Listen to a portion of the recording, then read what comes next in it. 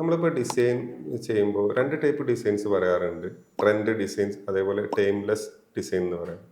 അപ്പോൾ എന്താണ് ഈ ടൈംലെസ് ഡിസൈൻ? അതുപോലെ എങ്ങനെയാണ് ഒരു ടൈംലെസ് ഡിസൈൻ നമുക്ക് ക്രിയേറ്റ് ചെയ്യാം?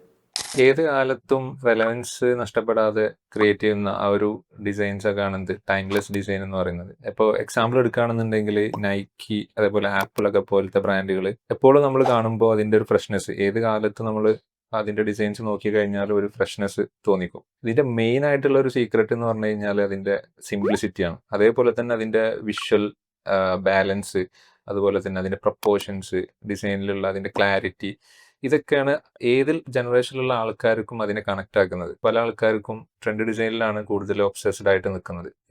ഇതുപോലുള്ള ടൈംലെസ് ഡിസൈനിനെ പറ്റിയിട്ട് കൂടുതൽ ആൾക്കാർ കൺസേൺഡ് അല്ല. അപ്പോൾ ഇതില് ടൈംലെസ് ഡിസൈൻസ് ആണ് എപ്പോഴും നിലനിൽക്കുന്ന ഡിസൈൻ എന്ന് പറയുന്നത്.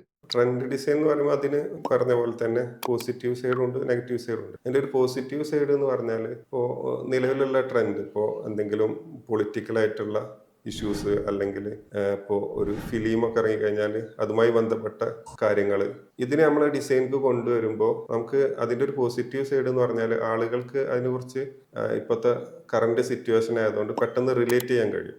ആ തരത്തിൽ ഒരു പെട്ടെന്ന് ഒരു ബൂസ്റ്റ് ഉണ്ടാക്കാൻ ഇത്തരം ഡിസൈന് കൊണ്ട് കഴിയും.